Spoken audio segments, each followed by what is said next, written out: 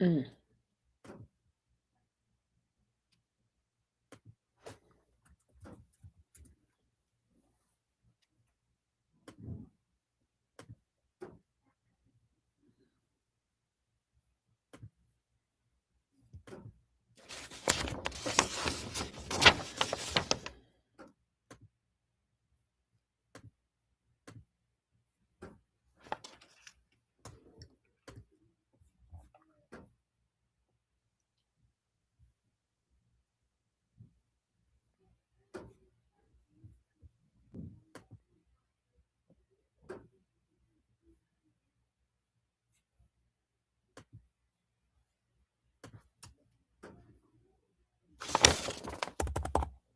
Hi, everybody.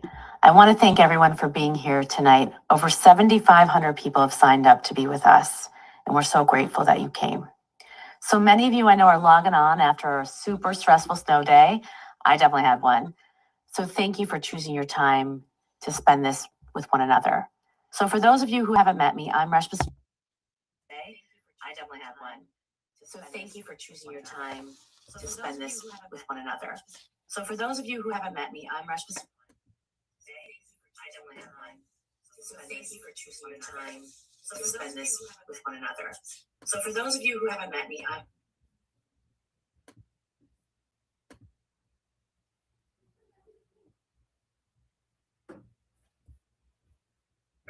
So for those of you who haven't met me, I'm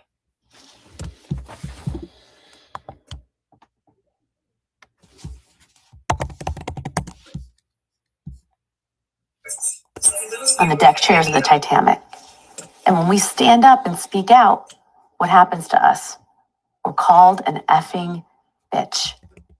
We are branded as a threat, not ICE, not broken systems, but us. According to some recent media narratives, the real danger is organized gangs of wine moms. Women who are speaking up, organizing, and refusing to stay quiet. It's meant to sound ridiculous because it is, but it's also not accidental. Because when women, and especially mothers, speak up, ridicule is often the first response. And violence, and especially mothers speak up, ridicule is often the first response. And violence,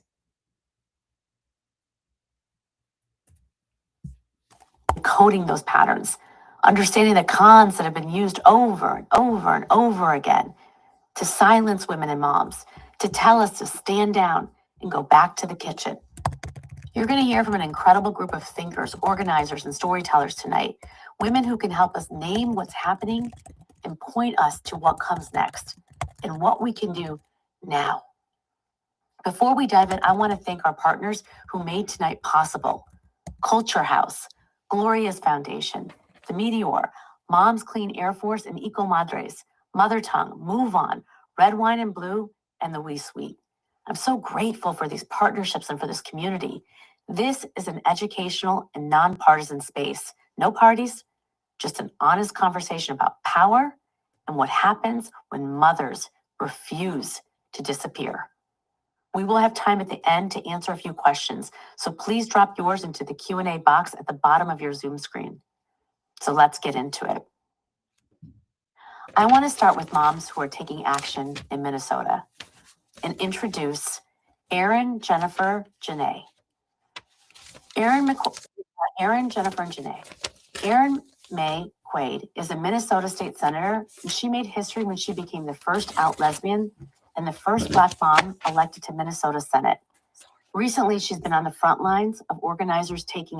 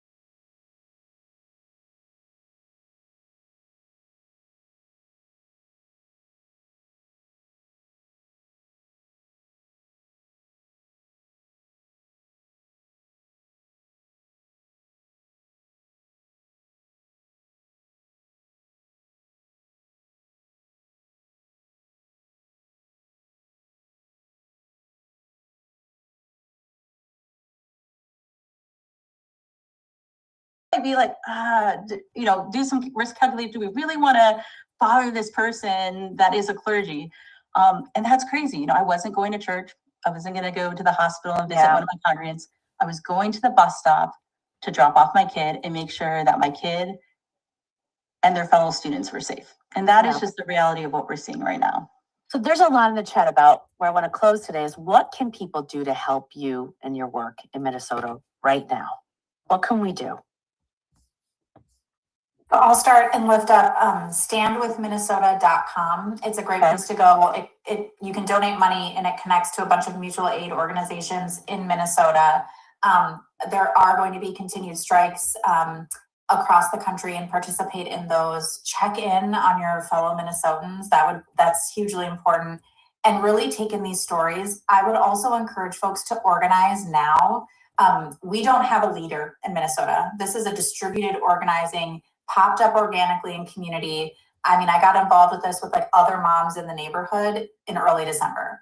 And so get in your groups now. There's so many roles that people will need: vetters, commuters, mutual aid, translators, patrollers. I mean, and the list goes on and on. I'm just naming a few. You're going to have to find your lane, but really, truly, the best way that you can help Minnesota, and I'll just end with this, is I have made a plea for the United States Senate not to just not vote for the DHS bill, but to stop business as normal. No votes, no procedural moves, nothing moving while this is happening to Minnesota, because what is happening is so abnormal that the rest of our government can't continue on.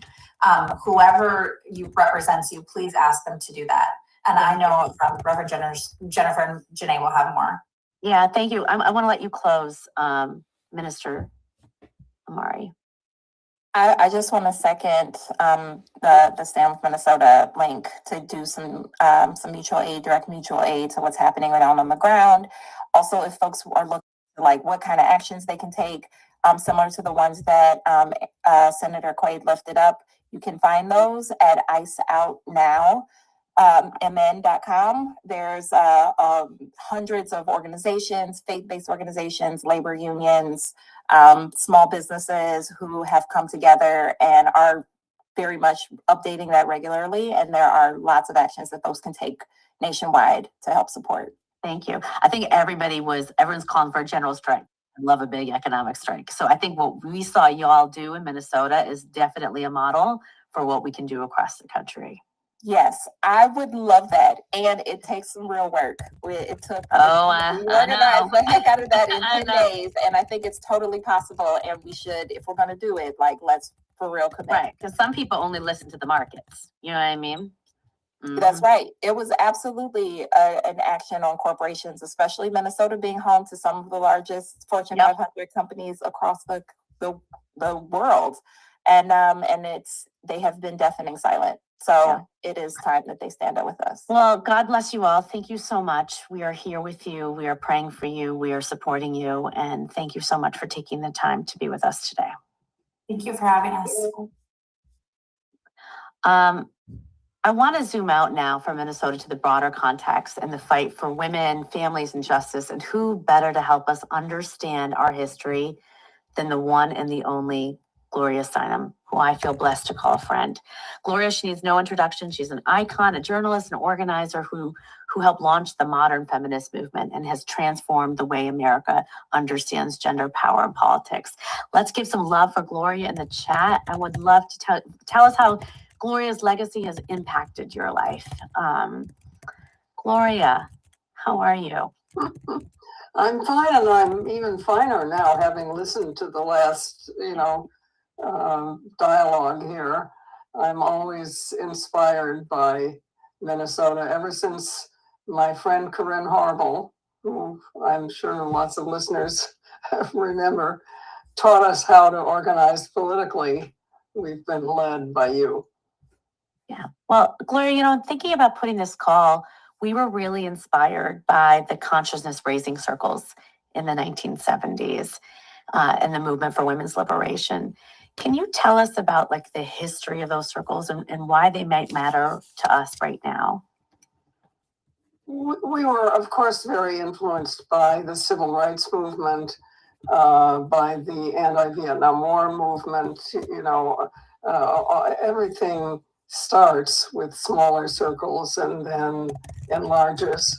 So we, of course, mainly had access to our living rooms. So that was the beginning location of everything, and connecting, as you are now, with women in other states and other countries. I had been living for a couple of years in India when I first got out of college, and had been very inspired by the independence movement there. So that was part of my education too. Yeah. Was there something specifically about India's independence movement that you feel like we could learn from today in thinking about how we rise up? Well, the colonial rule had been very complete and very long, and controlled the railway, for instance, and many institutions. So to take that on, I mean, we of course had been colonized at one point too, and as Chief Seattle always said, the only good thing that Europeans brought to this country was the horse. So we may have forgotten our history of colonialism, but it is part of us. And declaring our right to communally make our own decisions in this country is very much part of our just our feelings about this country. So we are clearly, Gloria, in a moment of severe backlash against women. And you've lived through these moments before.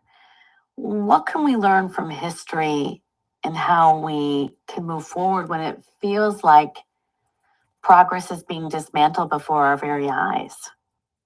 Well, it depends what you're specifically talking about, I think.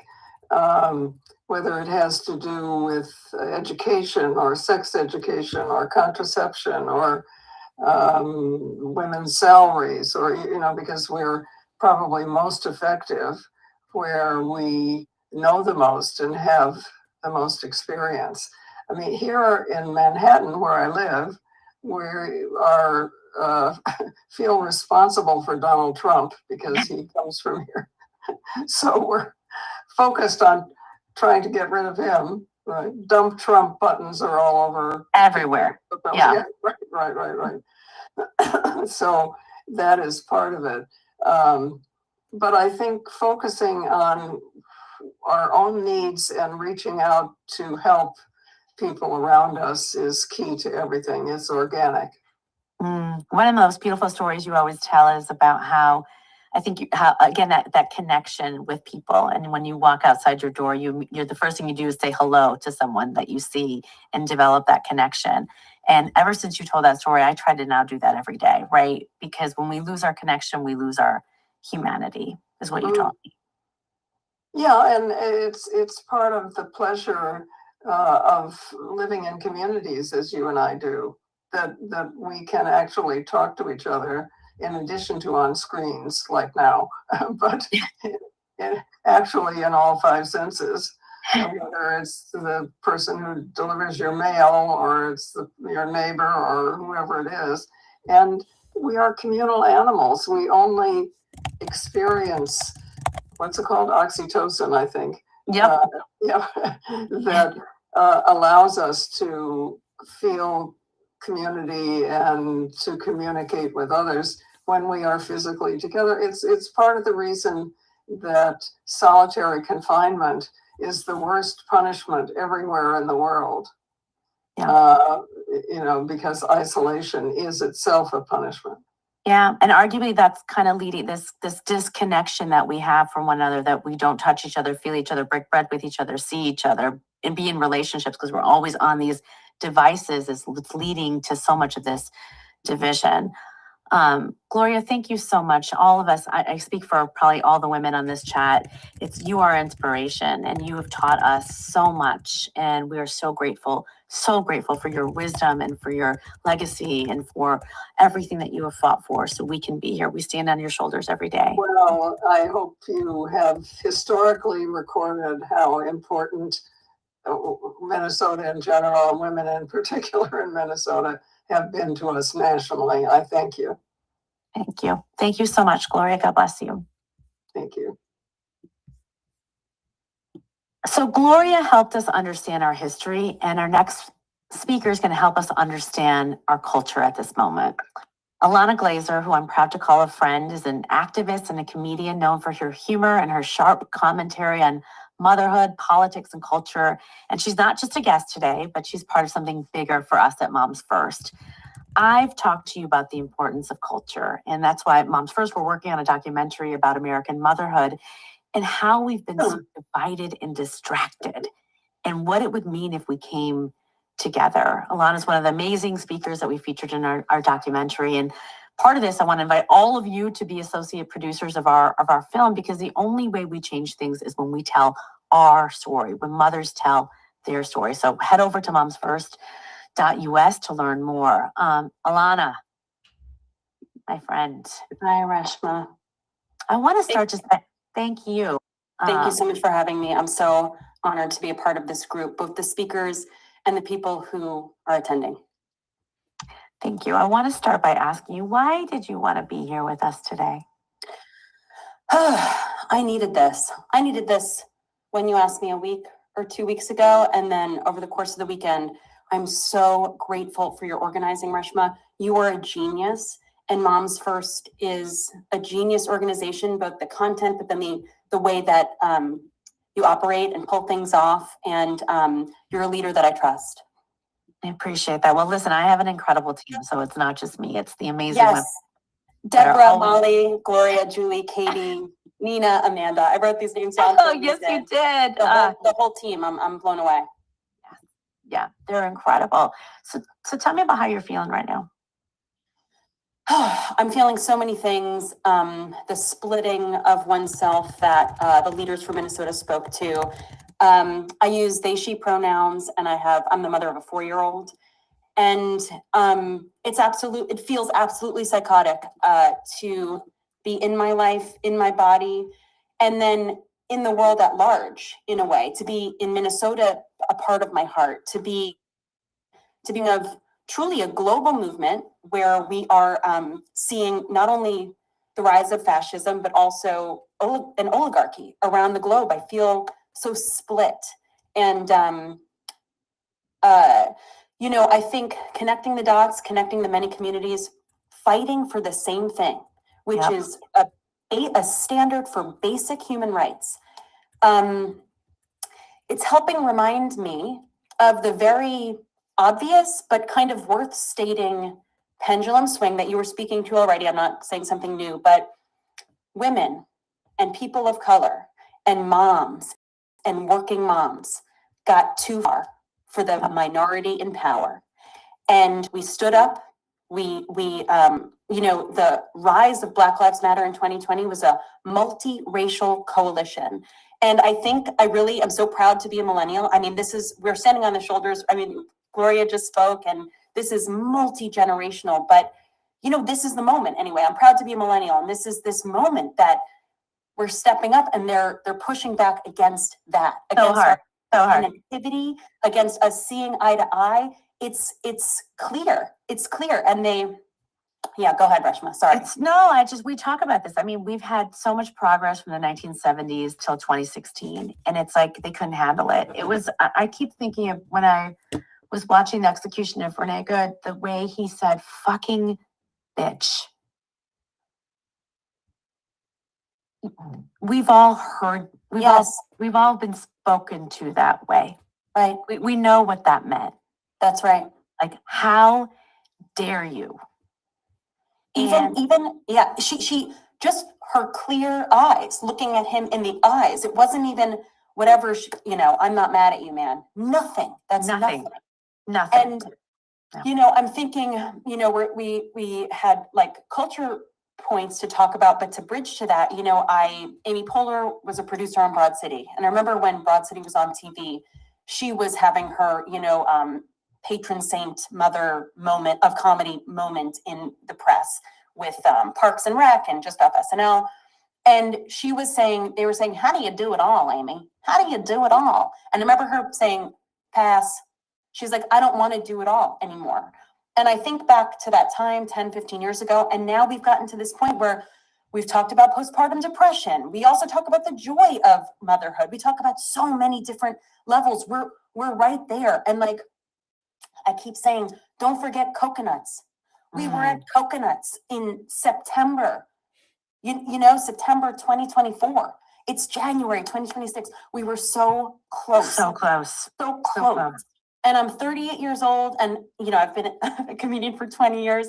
And I think back about Jay Leno and Bill Maher and even Letterman at times and whoever, these men talking bad about Amy Winehouse and Lindsay Lohan and the Olsen twins and you know, making jokes about young women, 20-year-old women. And ha ha ha ha ha, even if it was a cheap joke, ha ha, you know, this laugh that we accepted. And it's, we all knew the truth then. We all know this was like literal abuse happening at a national level. It's psycho. It's psycho. And then we took it back. There was this swing back, you know, I mean, Amy's, you know, one of my heroes, but the Amy, the Tina, Maya wig years at SNL, and Broad City, we were there, and they're pushing back, and we can get back. It's just like, how abusive does this have to be? You know, it's, yeah, go ahead, Gresh, sorry. Do you feel though that part of, because, you know, we said this, it's like when we get turned into the punchline, wine moms, childless cat ladies, trad wives, right? It's like, who's it really trying to silence? It's trying to silence us, right? And so That's right. how do we, is it part of, this is why I wanted to do this with you, right? It's like this consciousness raising, like, it's almost like a dog whistle. When you hear it, you're like, oh, I see what you're doing. Yep. They're trying to embarrass us out of our passion, out of our Go, girl. values, Yep. out of our values, out of our lived experience. We've all survived many different horrors, level of horrors, and we're connected through it. And they have no values. And I did this, I have a podcast called It's Open, and I recently had James Tallarico on. I know, I love him. And he's, you know, a well-known millennial Christian, true Christian. And in the conversation, we found something I needed, which was that these are not demons. These are not monsters. They're human beings. They're just truly disgusting human beings, violent, vile human beings, depraved, but they're human beings. They're flesh and blood. They're mortal. The billionaires too, not just the psychos in government, the billionaires too. And they want to shame us. The only way they feel, it seems to me, is through violence. And they want to shame us out of our joy, out of our beauty, out of our love. And I hate to like even be a comedian in this moment and reduce it to this, but I'm going to say it. This is like a fascist version of snapping your bra in high school. They want our attention, and the only way we'll pay attention to these people is by them violating us. And it's the only way they've ever known how to do it. And while I'm torn about the body that's following them, MAGA, whatever, first of all, I think it's being totally distorted, the reporting. I don't think that, I can't, our reality is being so systematically fractured by the 3 billionaires who own the algorithms. I don't know what's going on, but I can't imagine people are so happy with this, who even voted for this a third time. You're not. And you see it in the poll numbers. You see it in like, send in another guy, right? Tamal or whatever his name is to go there. You see it in him having the conversation with Waltz, right? You see his reality TV show's not playing out for him. That's right. I want to close by like, what I respect about you so much is like you take your passion into action. How are you personally taking action in this moment and fighting back? Okay, so here right now, I'm in community with you all. I'm feeling like I'm going to be able to sleep better tonight. Action really works. Part of it is talking to my community, which Reshma and the team at Moms First is part of. And shout out to Indivisible as they just are the national framework. And they're this umbrella organization for so many organizations to fall under. I take great relief in knowing Indivisible's there. And I also want to say what we were talking about, Reshma, this weekend is breaks and where and when you can, breaks from certainly from the algorithm, rest and joy when and where I can. And I know that's not possible for everybody. No, thank you for your, because it's my size birthday and I'm in the middle of like a space party and I'm watching the murder of Alex Preddy. It was too much. And I'm texting you and I'm like, oh, like, it was like, right. It's like, we're constantly having to, and you feel guilty, right? Having that moment of celebration with it, but you need that because that's how they don't break you. That's how and they don't even have that because they've cut their humanity off so badly.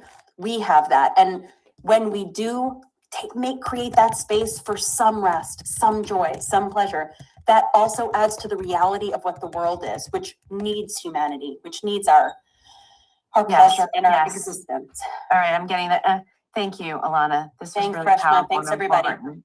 So grateful for you for being in this universe and this struggle with me. Thank you, Alana, for helping us decode culture. Now we got two experts to go deeper into history, data, and economics. We got to be nerdy about what's happening around us. And that's why I'm so glad that Anna Malika Tubbs, who's a sociologist and an author, she examines motherhood, race, power in America. She's featured in our documentary. I talk about your books all the time, because they're so good. Emily Oster's a dear friend, economist, author who helps parents cut through these fear-based narratives and use data to make decisions about parenting and public policy and pregnancy. Everybody in the chat, please tell us the narratives you spotted that have been created to kind of evoke panic for moms.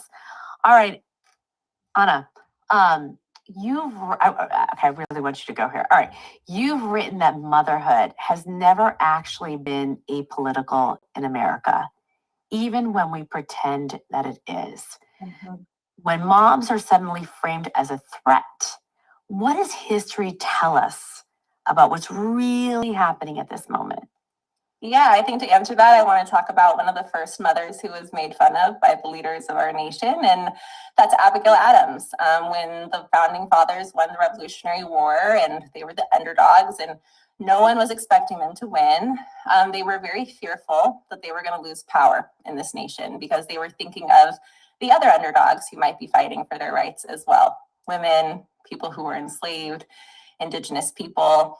And Abigail Adams famously said, "Remember the ladies." And her husband mocked her. Other founding fathers mocked her. They said, "We know better than your feminine ways. We will not be following in the footprints of the French, for example. We do not want women to participate politically in the United States." And so they write the Constitution with that in mind. They want to build a republic of men. So this was not hidden. This was not an accident. This was very strategic, and it was by design. So women are told the only role you're supposed to play is to be a mother and to reproduce the power of men. We know from that they're clearly not including every woman and every man in their definition and in our Constitution. But this goes back to the beginning, from 1776, from the signing of the Declaration of Independence to the Constitution. And then we have this nation where women are told you are less than, we don't want to hear from you, and we don't want you to participate politically. So our entire history in our nation can be summarized by saying there has always been a group of people who wanted to maintain this original social order where women are subjugated and where people of color are not included in our definition of what it is to be human. But then there's also been another group of people who have said, this is not enough for us. We have to fight for more.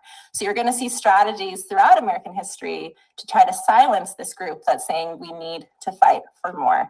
And that so often is going to be mothers, white mothers, and especially mothers of color who are being completely excluded from humanity altogether. You're going to see multiple ways where you're going to make fun of them, where there are tropes and there are stereotypes, where there are jokes used against them, all the way to things like violence, like death, like punishment, to try to instill not only the mockery, not only this feeling of, am I supposed to speak or will I be made fun of, but also, will something happen to me as a result if I try to challenge this status quo? Yeah, what's so powerful, as I've nerded out about this, is like it's the same cultural archetypes. The, angels in the house were the OG trad wife. The flapper was the OG girl. It's the same trad wives, and it's the binary that's created to divide us because they actually know that it works, right? That if we're divided, we won't become free. Emily, in listening to Anna, what jumps out to you about these old patterns and how they show up, especially in the way that fear and ridicule gets used instead of evidence? I think that all of these, so first of all, thank you for having me. Thank you for doing this, Reshma. I think one of the things that is a through line of all of this and a lot of what we're seeing now is instilling of fear in many different ways to keep people focused on something that isn't rising up, basically. So, and I think one of the ways we're seeing that now is a series of narratives around things that you're doing wrong in your parenting, which is the space that I'm often in. And I think at times it almost seems like it's used as a distraction. Look over here, worry about, you ruined your kid, you took Tylenol during pregnancy. A feature, not a bug. A feature, not a bug. Exactly. Like this is a thing. And now you are looking over here and thinking, oh my goodness, what are all the things that I have done wrong and should be afraid of? And then not being in a position to say, hey, I'm confident in what I'm doing and I'm able to resist on these other dimensions. And I think so much of what's come out in all across the administration is this kind of fear-based, sort of evidence-free blaming moms for everything that could possibly go wrong and keeping them distracted. Yeah, Anna, these stereotypes have always played a role for Black mothers and marginalized moms. I think about like the welfare queen, right? And all of, it's had massive implications on like Black maternal health, right? How do these kind of stories today echo our old stories? And why is it dangerous to treat them as like jokes or media noise? Yeah, tropes and stereotypes are always used to dehumanize us, to keep us from accessing our power, and to blame us for any circumstance we are going through because of a societal wrong. So in the history of Black womanhood in the United States, and when I spoke a little bit about the foundation of this nation, Black women have been seen as the trope or the foil, to American patriarchy. We have been seen as those that are cast the furthest away from it, and therefore have constantly faced that dehumanization. So we've seen the Jezebel trope, for example, to blame Black women for any sexual assault against us, to say you had this coming, this is something that you wanted. We've seen the matriarch trope that says that we emasculate our men. This is why Black families are separated from each other, so that we're distracted from talking about a system that has attacked Black families from the foundation. We see the mammy trope that says Black women want to serve other people. Black women want to serve white families. They don't want to take care of their own families. We see it with the welfare queen trope, that Black women are just having children so that they can make money off of the government. All of this has been intentional. So when we notice any of these tropes, whether they seem like a small joke, like wine moms, for example, or we're going as far as saying welfare queen, Jezebel, matriarch, mammy, and anything else that's used to degrade Black women. And we're seeing, these AI pictures now where we're changing the way that Black women are being shown when they're being arrested to make them look weaker, to make them look like a joke. All of that is intentional and strategic. And it's really, though, from this knowledge of the power of Black women. So you have to remove the power of Black women as much as possible so that we are questioned, so that we are blamed, so that we're not taken seriously. But I will say Black women have always responded in the face of that, always knowing, hey, all of this is made up. American patriarchy does not serve us. Because we've been cast the furthest away from it, we don't have any other option but to envision something beyond what's being offered to us. So we will not be defined by that. Thanks for your distraction, but we're going to keep. Right. Thanks for all that noise over there, but we know what's up. Exactly. We're going to continue to see that right now with Black women. Emily, I think one of the things too that's interesting is like how the narratives don't just silence women, they redirect attention. I really Yeah. saw this as I was, filming the documentary. Every woman I spoke to, regardless of who she voted for, had a story to tell. And it was often a medical story about how an expert silenced her from what she knew was happening with her child or herself. And we see this, quite frankly, with figures like RFK Jr., who they frame rejecting, the consensus as something good moms know instinctively to do.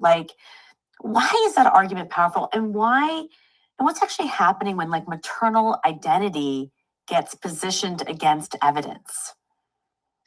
I think it's very powerful because for those of us who have children, we want to do the right thing. And I think that it is also the case that many times you have an instinct about something that you know a lot about your family. There are things that you believe and things that you understand to be true. And when that is sort of comes up against and somebody saying, well, you're just overreacting, the sort of trope of the hysterical, crazy mom. And then women feel not listened to, and that starts during pregnancy, it starts at birth, it starts particularly for Black women in maternity, but then it just continues and continues, and it is distracting, and it is distracting away from other things we could be doing. And I think that, I've talked a lot in the last, several, I guess 9-10 months, 4,000-5,000 years since RFK arrived, about all of the things that are sort of being weaponized to distract people and to cause us to think, what are the things that I'm doing wrong? What are the problems that I am creating, as opposed to what is true, which is you are not creating any problems, and much of what is being said about things like vaccines is just completely wrong. And I think really, I will say it's this thing you said, it's not a bug, it's a feature. I think that's really right. I do think on a lot of these dimensions, keeping you interested and distracted by something crazy is actually kind of the point. Yeah, totally. I think that's the thing what everyone's realized, they're doing this on purpose. It's intentional. And I think, unlike you said, Black moms have always known this, right? And so I think it's important for us. That's why this session was so important. Having these conversations is so important, because when we realized, they were doing that in the 1800s, they were doing that in the 1920s. It almost for me, it tempers down this sense that what the fuck is going on? Well, they've always done this. It's a strategy. And we can. If only Abigail Adams could be on the Zoom. Exactly. And I'll just add, for anyone who feels like this is new, that this is brand new, we've never been here before, this is the worst our nation has ever been, that's actually not the case. This is actually a continuance of the American story, where you have these two groups, one that's trying to hold on tightly to that original social order, and the other that's trying to push it to a true democracy. And we can get there. And I think these moments that feel so alarming are actually evidence that what we've been doing is working. And this is not the time to let up, but actually to learn from those who have been committed to this for many, many decades. Yep. And to win quicker. You know what I mean? Win quicker. Well, thank you for this hopeful and informative session. I want to shift from education to action with experts who are leading these national movements to organize moms and drive change. Katie Bethel is the executive director of Move On, leading one of the largest progressive advocacy organizations in the country, mobilizing millions. Shannon Watts is the founder of Moms Demand Action, one of the largest grassroots movements in America, mobilizing millions of moms to turn concern about gun violence into sustained action. Isabel Gonzalez Whittaker is the vice president of Moms Clean Air Force, a community of over 1.6 million moms and dads are united against air pollution and climate change. She's also leading Eco Madres. And Jackie Ross is the head of communication and media for Red, Wine, and Blue, an incredible community of diverse suburban moms fighting extremism. Y'all in the chat, tell me one action you are committing to after this call. All right, Katie, last 10 minutes. I know you got a big call in 10 minutes. Move On has been a leader in digital organizing. How are you leveraging digital organizing right now in response to ICE? And can you tell us about the No Kings call tonight? What people need to know about digital organizing is that little voice in your head when you're clicking the button and saying, does this matter? I want to just put Alana's words right back in front of you. That is them trying to shame you out of your power. Every single click that you do, every single action that you take matters. And this is a moment when we need all of those actions. Here are some examples. After Renee Good's death, we together were able to send 40,000 letters to Congress within 3 days, pushing about funding for ICE. And as a result of that and many other actions, we're actually starting to see the cards fall in perhaps stopping the funding for that horrible, horrible department.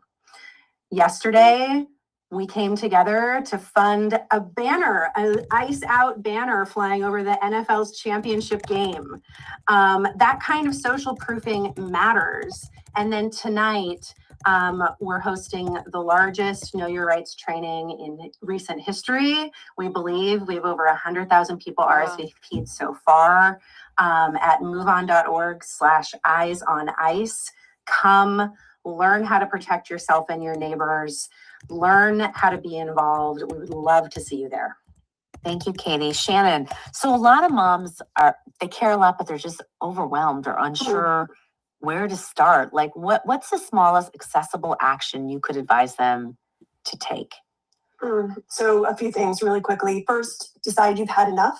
Tell yourself, tell other people that you're ready to get off the sidelines.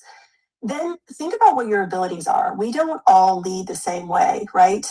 I had a background in communications. It's what helped me start Moms to Men Action, but perfect strangers from across the country brought me their skills in organizing, website development, fundraising, whatever it is. So maybe you're an organizer, maybe you're a writer, whatever it is, data entry, think about what you're good at and that will help you plug in. And then the last thing I would say is, I meet so many women who don't think that they're leaders. And they say to me, oh, well, you're lucky you're a natural born leader. I'm not. I have severe ADHD. I'm an introvert. I was terrified of public speaking. I knew nothing about gun violence organizing or the legislative process, right? If I had waited until the right time, I still wouldn't have started Moms to Men Action. Just build the plane as you fly it and get started. It's the best next step.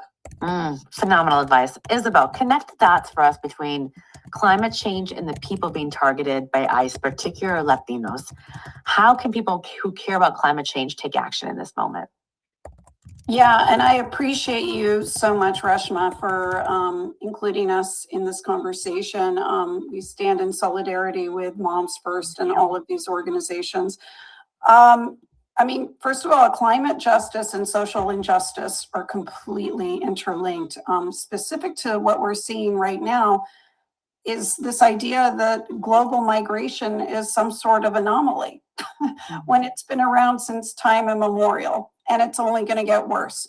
And climate change is one of the root causes of that. I think I read a statistic recently that in 2020, 10 million children globally were displaced because of extreme weather events. They're anticipating over the next 30 years, 93 million children will be in need of migrating because of sea level rise, because of flooding, because of any number of extreme weather events caused by global warming and which is causing climate change. So we're very much here to add to the chorus of compassion as it relates to these communities that are being targeted, my community that's being targeted, because of what's oftentimes bringing people to our very shores, which are the same reasons why we historically have moved anywhere. Yeah. So these are Yeah, not siloed issues. They're very interlinked. I think people are really appreciating that perspective too, Isabel, in the chat. Jackie, can you tell us about the work that Red, Wine, and Blue is doing, which has been around the country to mobilize moms in response to ICE? The letter that you have right now. Oh, thank you for including us tonight. Red, Wine, and Blue is a group of over 500,000 suburban women, and we organize locally in our communities. So we are especially a home for folks who are new to politics. Maybe there's a book ban in their community. Maybe they're getting involved because of the ICE raids. For whatever reason, we are a welcoming place for people who don't always consider themselves political. So when Fox News talks about organized gangs of wine moms, they're absolutely talking about red, wine, and blue. So we have 3 actions right now that folks are taking in response to what's happening with ICE. The first is, and we cannot stress this enough, the Senate is actively debating the funding bill. So we, as an organization, have called for no additional funding for ICE in the DHS budget. And we have over 60,000 people that have sent letters and made calls to Congress just in the past couple of days to demand the same. The second thing is we have social media banks. For those of you who are not new to political advocacy, you might know about phone banks. This is kind of a modern take on that. As Alana spoke to, it really does feel like the right wing owns the internet at times, but they do not. And the ICE raids in particular and the ICE murders we've actually seen folks speaking out against MAGA online who are not traditionally political. So there is hope. People are leaving.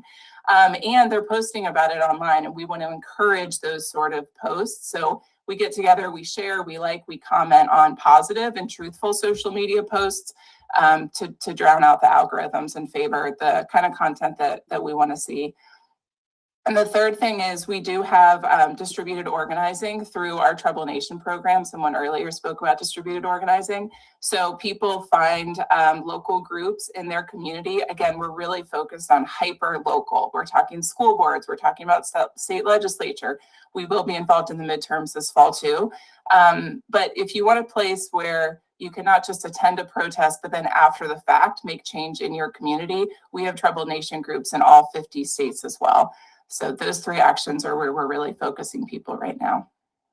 Thank you. Thank you so much. Well, as I promised, I know we have 3 minutes left, and I promised Katie I would encourage people to go to the No Kings call. But I just want to say thank you, and thank you to every single person who showed up. This chat has been like fire and so much love and so inspiring. It's so inspiring. So inspiring. And like Shannon, everybody wants a national strike. So I guess some of us are getting on a call later tomorrow to talk about what that looks like. But I know so many of you have just been listening, been talking, been energized, and the wisdom that was on this call was just incredible. You are all badasses. I want to thank the amazing teams and partners who jumped in and made this possible. And of course to the Moms First team who put so much care into it. A lot of us are in New York, and it was a rough day with the kids not having school. So, and a lot of us got little ones. So I'm so grateful to all of you. So many of you I know are wondering what you can do to help in Minnesota. We're going to be emailing out a link to the full recording and a recap of all the links for action. Do something. I think as so many people said on this call today, do something. Every day you do something is like an act of resistance. I want you to know that tonight is just the beginning of Mom's First fight to change how culture treats American motherhood. We're planning an American Motherhood Tour this summer. So for those of you who've been calling for a conference, an event is coming to you in all your cities. And part of how I would love for everybody in this call to get engaged in this fight for culture is to sign up to be an associate producer of our documentary this spring. It is free. Supporting this documentary is a concrete way of how we show that motherhood, it's by feature and it's not a bug. It's not our fault that it feels this way. It's by design. And so go to momsfirst.us and learn more, add your name to this film. I want to leave you with one closing thought that I've been thinking a lot about. No one is coming to save moms, but moms can save the nation.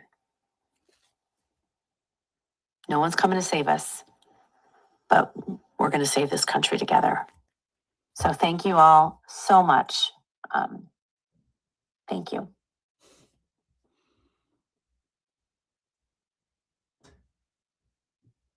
Recording. Is anyone still there? I'm so curious if anyone listened to that and if that feels like it rings true to anyone. Did anyone, I'm looking at those people who are on Substack or YouTube, obviously Twitch. We spend a lot of time hanging out on Twitch. I'm going to jump over to the All Eyes on Ice conversation. I'm curious to know if that would spark the appetite of anybody who is in our virtual community, eager to sort of learn more and figure out what the hell's happening in the world. I sometimes feel like getting off of those calls, it's just like a lot of people saying like, do something, do something, do something. And no one ever says do that. No one ever says do this.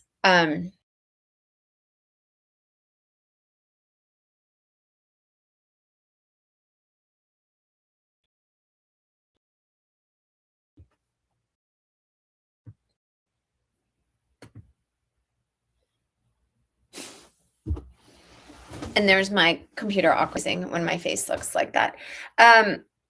So yeah, so I struggle on those calls that people, they always just feel like they're pep rallies. Always just feel like they're pep rallies and not game plans.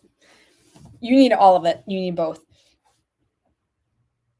If you don't know what to do about ICE, I often don't. I don't think anyone actually does really, but there's like these things like you can order whistles and there's rules. There's like 3 long whistles if there's ICE agents around. And then if you see ICE arresting someone, it's 3 short whistles. My 8-year-old and my 10-year-old have been carrying a whistle to school every single day since September. Oh, look who's here. My Twitch best friend. Offering the interesting anecdote. You're gonna have to give me more. Anyway, I think that's a concrete thing to do. I think calling representatives, I don't personally think that's working, but I also have them on speed dial. I really appreciated what the author Anna Tubbs was saying, that like this is the system, this is the outcome of the system that was designed, which like we all know, like this is just what this system was designed to do. And the only way to challenge the system itself, I'm also recognizing that YouTube is really, really, really delayed, like maybe even 2 to 3 minutes delayed. That this was what the system was designed to do. And like redesigning a system is sort of like, what law do you want me to change? Now, I can talk about laws and policies that one I think have been passed that would be the air cover potentially for women that we've been waiting for, but I'm not going to have that conversation for 3 years because I do not want anyone in the Trump administration to catch wind of it. But I actually think so much has to be done here. That it's so much more about the evolution of your relationship with your own self-worth that has to change in order for any laws to change. I often talk about my marriage. Oh, that's right. I do want to do the Eyes on Ice thing. One sec. It has not started yet.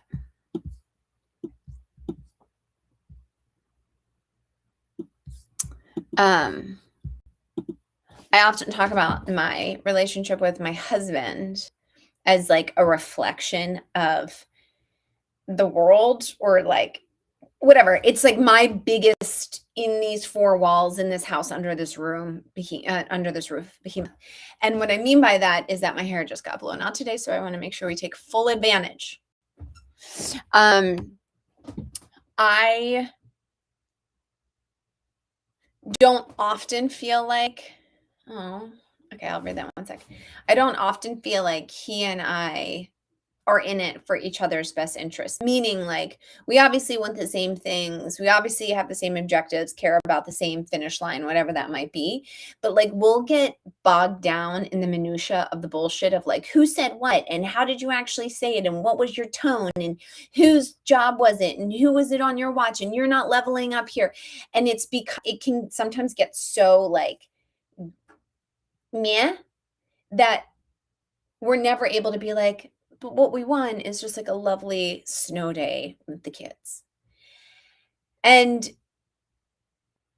our interpersonal relationships are, at least ours are, mine and Jeremy's is like very strangled by the idea of who's right. Who's the one in charge? Where power actually sits? Who gets to be the one to change the plans last minute? And what direction are we taking? And it's all of the things that like we wrestle with on these in these intimate one-on-one relationships. It's just a microcosm of the systems for all the structural stuff. And until like, I often think like, until he and I can root our relationship in love and kindness and compassion and always quickly re-regulate ourselves to be on the same side of the table on behalf of what it is that we both want. A lovely snow day, we'll say, for example, or for the kids to leave the room so that we can get back to work, or to get the dishwasher loaded and started, versus like that meow, meow, meow, meow. I find so much of our natural behavioral tendency comes from the way the world has trained us to be. In order to undo the world, we have to fucking undo the way that we are in relationship with each other. And that also requires changing the way we're in relationship with ourselves. So there's like the structural, the grass tops, and then the grassroots thing. Hopefully it will come together. I just want to make it real clear that like this work the work of saving democracy, the work of like not killing each other on the street across all the spectrums, starts as much in here. And like that front line in that room with you right now, it's at the tip of your toes. Like that's something you can do right now. And maybe that's even more esoteric than me being like, they said nothing you could do. I'll tell you one thing you could do.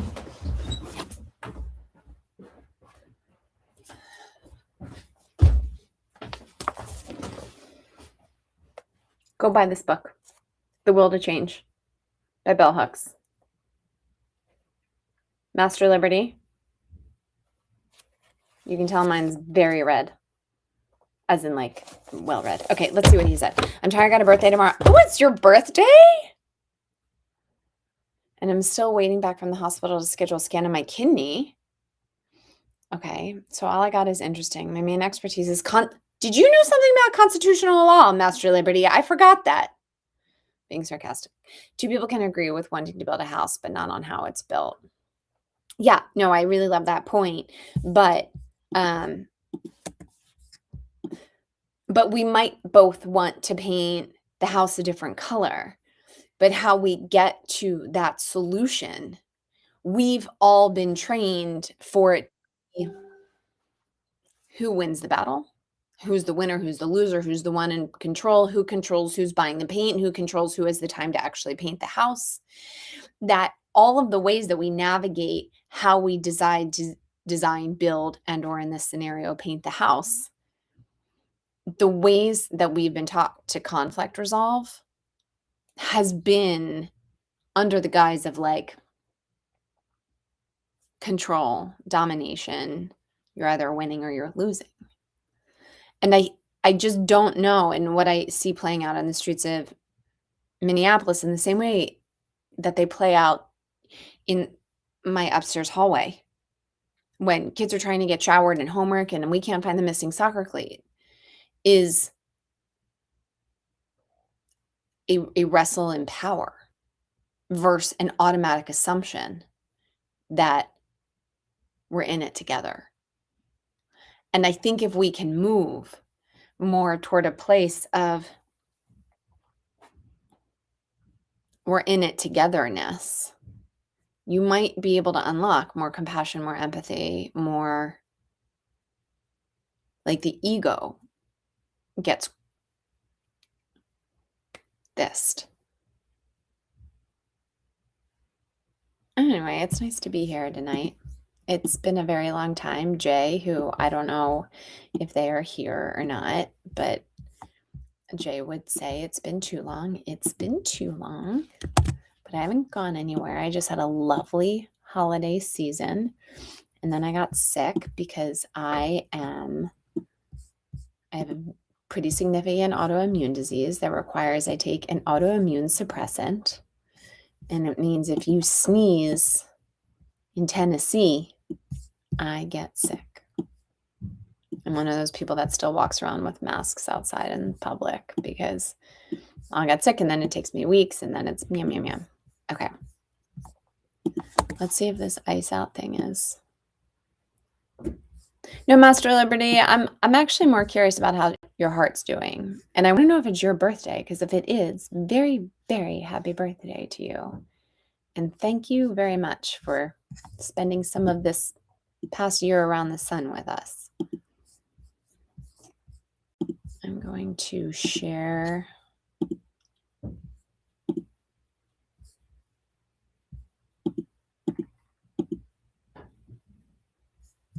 this tab.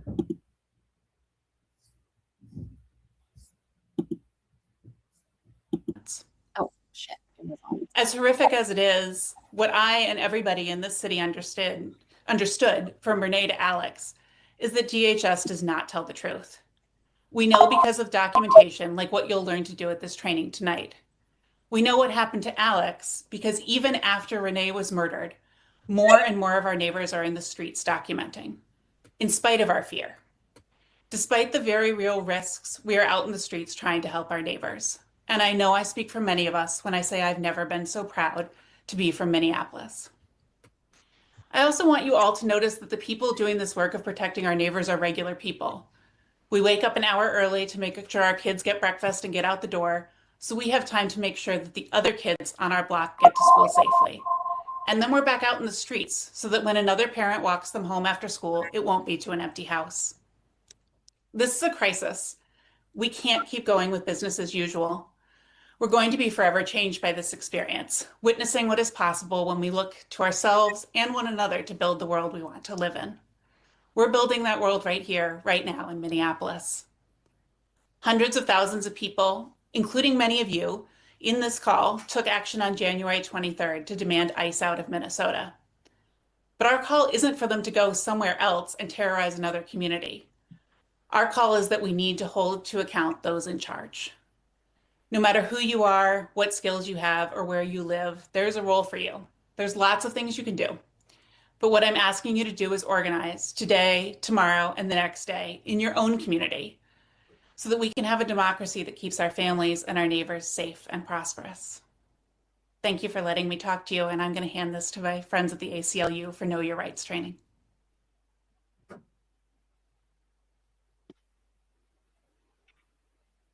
Hi everyone, my name is Biel and I'm a legal fellow at the ACLU Speech Privacy Technology Project, where I work on defending the First Amendment rights of grassroots activists and organizers. I'm honored to be here tonight with all of you to talk about your right to record immigration and law enforcement. So let's get into it. Next slide, please. So you have a right to photograph or film anything plainly visible in public, including immigration and law enforcement, so long as you're not trespassing or violating a lawful order. Recording immigration and law enforcement officers is not a crime and they cannot arrest you for that alone. But you want to make sure not to physically interfere with an officer. The First Amendment does not protect interference or obstruction. And we'll talk more about this later, but maintaining a reasonable distance from the officers reduces their ability to falsely claim that you were interfering or obstructing while you were recording. And we also just want to note that on private property, the owner can set rules about photography or video. If an officer demands to see your phone or tries to take it from you, remember that they do need a warrant. Without a warrant, law enforcement may not confiscate or view the contents of your digital devices, nor may they delete your data. Some important limitations to keep in mind. While you do have a right to record law enforcement in public places, there are some important limitations. The First Amendment does not protect civil disobedience, even if your motivation is law enforcement accountability or sharing immigration enforcement abuses with the public. You can still be subject to punishment for breaking otherwise valid laws. So, for example, many states have hands-free driving laws, and those laws make it illegal to have your phone in your hand while you're driving. In that case, if you're recording ICE from behind the wheel while you're driving and holding your phone, you could still be pulled over or cited for breaking that law. And remember that if you're obstructing or physically interfering with their operations, you can be arrested and punished for that, even if you were doing so to express yourself. And as a side note, since we're talking about recording, some states do have two-party consent laws that would apply in private interactions. So when you're thinking about your right to record, keep that in mind. Next slide, please. Even though you do have a right to record immigration and law enforcement in public, that doesn't mean that it doesn't still carry risks. And so we want to talk about them today. As we've seen time and time again, from LA to Minneapolis, many officers are still retaliating against people who record them. Some of them are reacting harshly to those who record their activities, including by threatening and making arrests or worse. And even though that kind of retaliation is an illegal violation of your constitutional rights, and the fact that it's illegal may protect you from prosecution and punishment once it goes to a judge, that's still a painful and draining process to have to go through. So we want to minimize the risks however we can. And as we've all seen, agents might respond with physical force. They might pull out their guns. They might spray chemical irritants or assault people. And your physical safety and the safety of those around you and the person being targeted or detained is a top priority.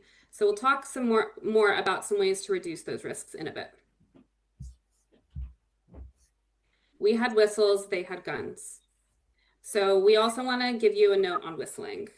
One increasing tactic, which was first popularized in Chicago, has been the use of whistles to warn neighbors that the danger of immigration enforcement is present in the area. When ICE or Border Patrol agents are spotted, the whistles ring out as an early, fast, decentralized warning system. And the sound of whistles brings neighbors who are willing to assume the responsibility of bearing witness out of their homes to observe and document. It also enables those who don't want to be exposed to this activity to stay away. That could include parents who prefer to shield their young children from trauma. It also includes people fearful of being targeted, harassed, or subject to unlawful stops, questioning, and excessive force, regardless of their immigration status. When whistles blow, reports are made to local immigrant rights groups, observers are alerted, and abusive enforcement tactics are less likely to go unseen, unheard, and unaccounted for.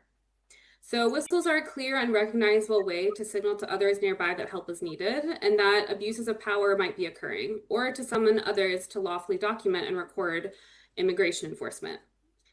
But there are some considerations to take into account if you plan to use whistles or other forms of communication to alert others about nearby enforcement operations. Whistling in this context actually hasn't been tested in court yet, so we can't predict for certain how courts will view whistling. But what we can offer you today is an analysis drawing from general First Amendment principles regarding free speech and the right to protest. So here are some basics for you to keep in mind. You have a First Amendment right to share or report information about what law enforcement officers are doing in public and where they're doing it.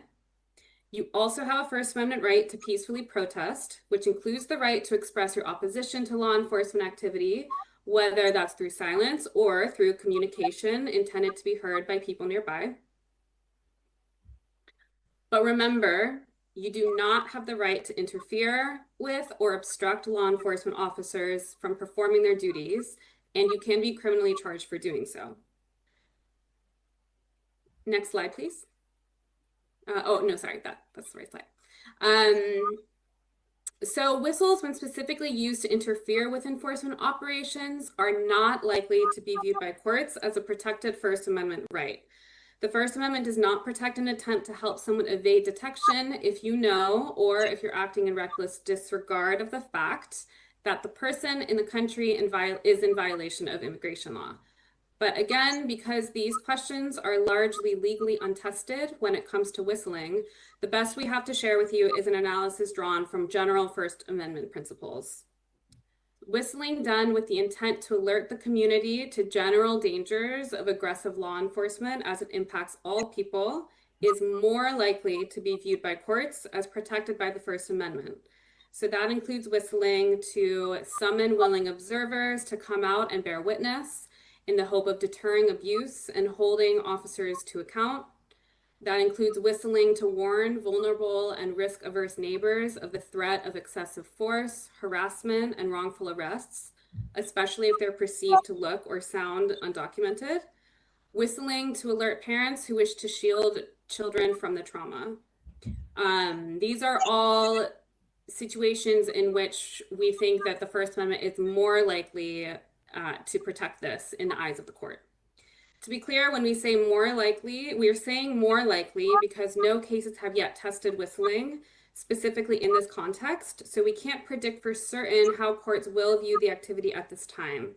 And I know this leaves a number of open questions, especially since whistling is often done with many other people who may hold different purposes in their minds, and these are legally untested waters.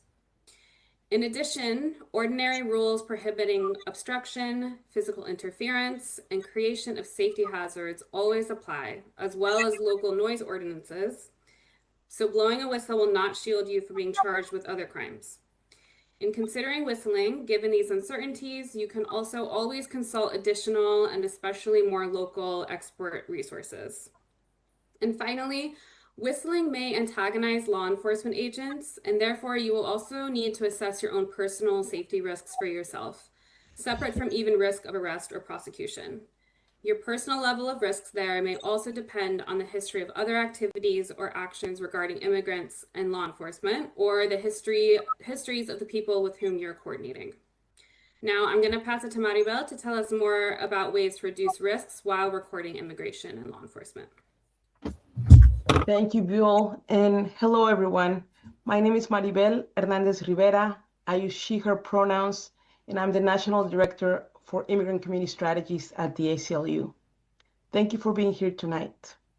First, I want to say thank you for the work that you do. Thank you for being here. As somebody who is formerly undocumented, I'm just touched by the fact that so many people are putting their lives at risk, their safety. Shit. Sorry, guys. Oh no, I don't know it.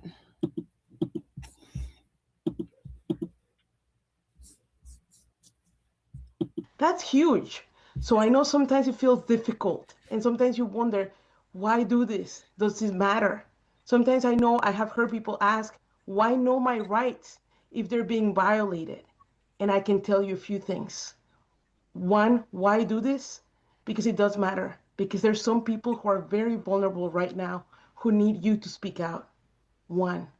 Two, knowing our rights is important because even if they get violated, being able to document, which is what we're talking about today, it's important so we're able to challenge violations in court. And three, when we're talking about documentation, that is how we change, that's how we show the abuses of power. That's how we change the conversation.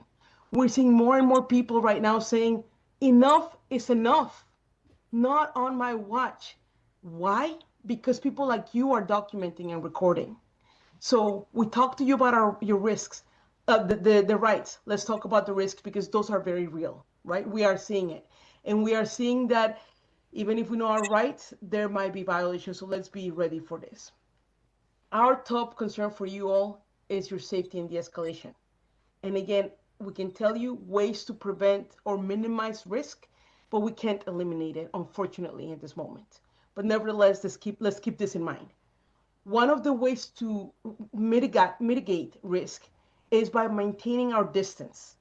And some people may ask, well, what is safe distance? Well, I can tell you, one of the rules of thumb is if the officer has to walk towards you because you're at that distance, that's a good rule of thumb of safe distance. So keep in mind maintaining your distance.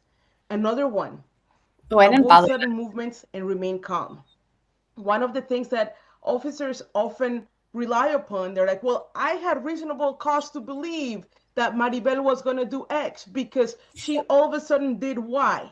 So if we remain calm, if we avoid sudden movements, we give them less of a reason to say that they believed that something bad was about to happen. As Buell mentioned, there are laws in certain places where you can't be using your hands and holding other things while driving. So one of the things that Liberty, you what can did keep in mind is, well, are there alternatives? like There around definitely are. The passenger can record. There are also some people who are now using dash cams. I wasn't So again, being aware of what excuse can they use to come after you is something to think about. Keeping our hands open and visible is really important. Following instructions. I know sometimes it's really hard because we hear the instructions, we believe those instructions are not lawful, we believe that what they're doing is wrong, and it can be, and that could be the case. But let's again, talk about right now mitigating risks, de-escalating, and keeping safe. So let's make sure that if we want to do that, the best thing to do is follow the instructions, and we can always challenge them in the court of law. We can always record what happened. We can always document for later. But in the moment, it's just best to follow those instructions. And as you're following them, and if you're recording, record yourself complying, right? So if the officer says back away, you can say, okay, officer, and then you can record yourself backing away. So you can continue to record if you feel comfortable, and at the same time, make sure. She said, maintain your distance. And she gave a good example, but I wasn't following the example. Whereas, like, if you have a certain distance from an officer and they have to walk toward you, she just had some like rule of thumb around maintaining distance that I didn't track at all. I don't know if you caught it. I'm not saying that this will definitely take away any risk, but these are some tips that we can use. Now, I want to move us towards a role play, because I know that it's always helpful to practice, because when we are like actually in the action, it's hard to remember what we learned.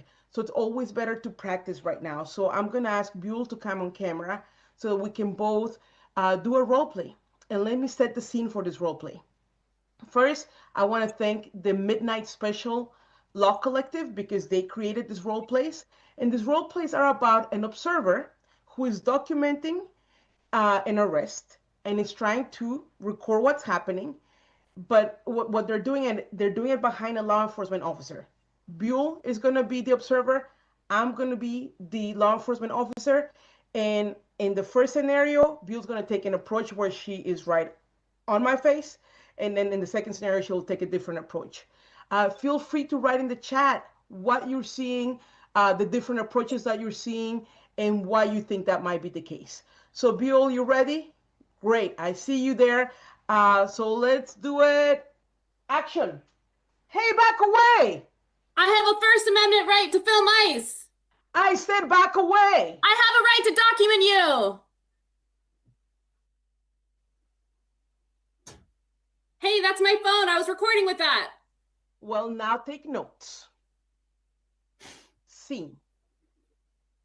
So that was one approach to our observer recording. I'm what was so happening. into this role play. Let's take a different approach and see what that looks like. In this approach, you will see how Buell behaves. Buell, you ready? I'm ready. All right. Hey, back away. I'm backing away, officer. I told you to back away. I'm backing away, officer.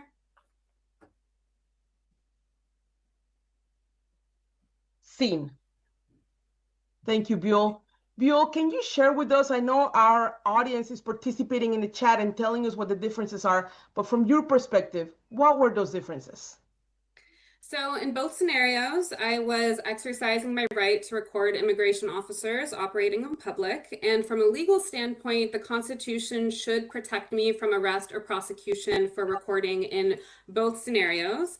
But you can also notice some key differences in how I handled the officer's aggression and threats.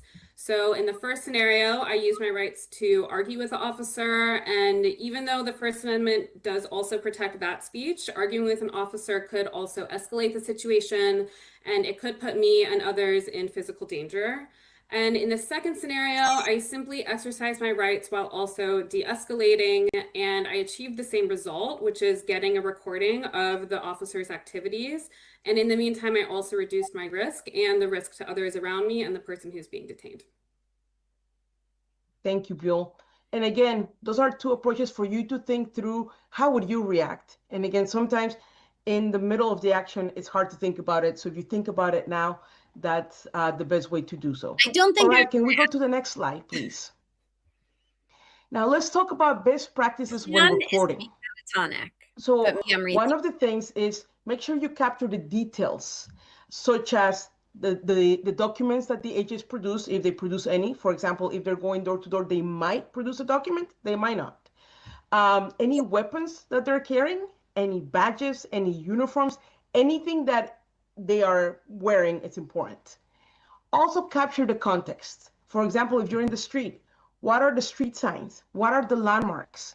That's important. Are there any other cameras present? Because as we have seen, It is because of the cameras and the recording that people have done that we know what happened. And seeing it from different angles is really important. So are there any other cameras present? If you are recording, do not stop recording between shots, because that was easier to know exactly what was happening. Now, after you film, make sure that you make a copy of the footage so that you don't lose it to another device. Make sure you do not edit the original and that you do not edit the file name or anything. You want to make sure that it's preserved as is, because if we are to use it as evidence, we need to make sure that it has not been tampered with. Now, one of the questions that I get asked for is like, okay, what do I do with the footage? One of the things, the best thing to do is to either give it to the victim's family or their lawyer if you have their information, because they get to decide whether they want to release it, how they want to release it, what is the best way to release it. That is the best way to do. If you don't have access to the family and you don't have access to their lawyer, you could also contact immigration organizations in your area who probably can guide you as to like what is the best way to do it in your locality. So that's something to think about. Now, Buell, we have about 5 minutes for questions. And I've been looking at the chat and I'm seeing some questions that are coming through. So the first question actually is for you. So let me ask you the first question. And the question is, we're talking about phones, right? And there's a lot of questions like, should I use my phone? We're seeing what's happening. And the question is, what should I do if an officer takes my phone away from me and keeps it or looks at it without a warrant?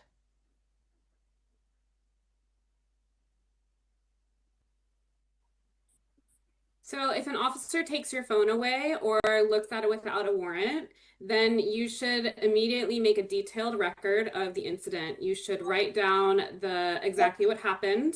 You should write down the officer's badge number if you have it, the number of their patrol car, and you should also collect the contact information of anybody else who was around you and witnessed it. And especially if they also have video documentation of the incident, you'll also want to Okay, but Master Liberty, I would argue that the courts have failed us. I think SCOTUS has completely failed us. And I don't actually believe that any of these trials, until there's a different administration, would probably err on the side of the Constitution. So, we're getting a lot of questions because in recent days, there was this reporting about how ICE and this administration has now told ICE, you know what? You don't need a judicial warrant to enter somebody's home. You can actually use an administrative warrant. What's a Fourth Amendment So violation? we're getting a lot of those questions, and the question is, has that changed? Buell, you want to take it first, and I can add? I'm going to let you go ahead with that one. You got it. Well, so I think this is really important. The Constitution has not changed. The law has not changed. Because this administration says so, it doesn't mean that it's so. So in the case of a judicial warrant, let's just be clear. The Fourth Amendment requires that any government official has a judicial warrant, and that is another question that we got. What is a judicial warrant? Right. It's a warrant signed by a judge. It is issued by a court. It has to be valid. It has to have the date that is valid, and it has to clearly state what they're searching for or who they're looking for. Those are the requirements under the Constitution, which again protects every single one of those. That has not changed. So yes, in recent days, we have heard reports that this administration is now telling its officers, it's okay, you don't need a judicial warrant. You can just enter into somebody's home. I can tell you that the law has not changed. And so here's where we know our rights and our risks. The right is you have the right to not consent to people to come into your home unless they have a judicial warrant. They do not have the right to enter your home unless they have a judicial warrant. And now the risks, because under this administration, we are seeing officers come in and we're seeing this directive, which by the way, was secretive, which by the way, we learned about it because there was reporting, otherwise we would not have known. So just to emphasize and underline, the law hasn't changed, the Constitution hasn't changed, and yet we are seeing violations.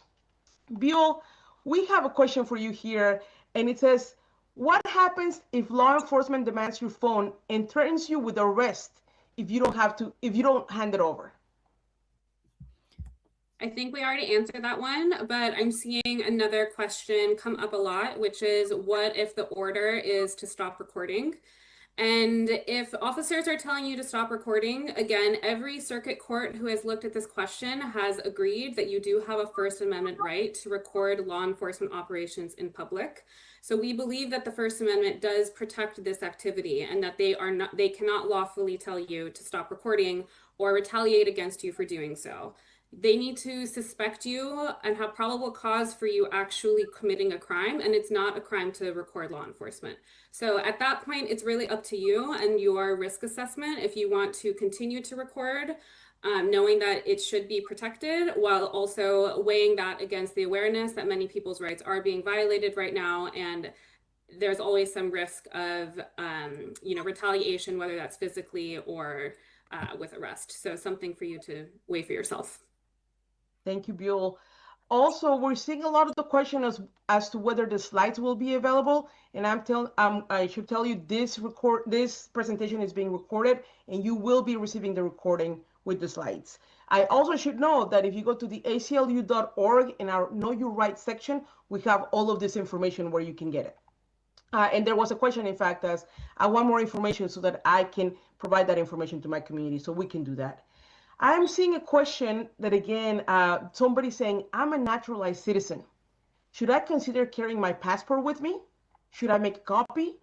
I am worried that if I carry it and I get stopped, they might take it away. And if I don't know, and I don't know what would happen, should I carry a copy? So again, let's go back to the law. The law in the United States does not require anybody to carry proof of citizenship. That's the law.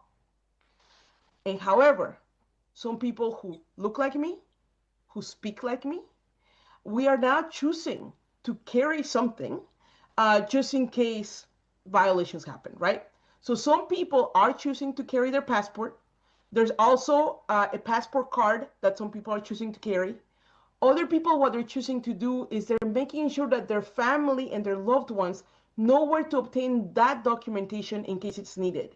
Because the reality is that we have seen U.S. citizens be picked up and detained by this administration, even when they're saying I'm a U.S. citizen, even when they're saying I'm a U.S. veteran, even when they're showing documents, right?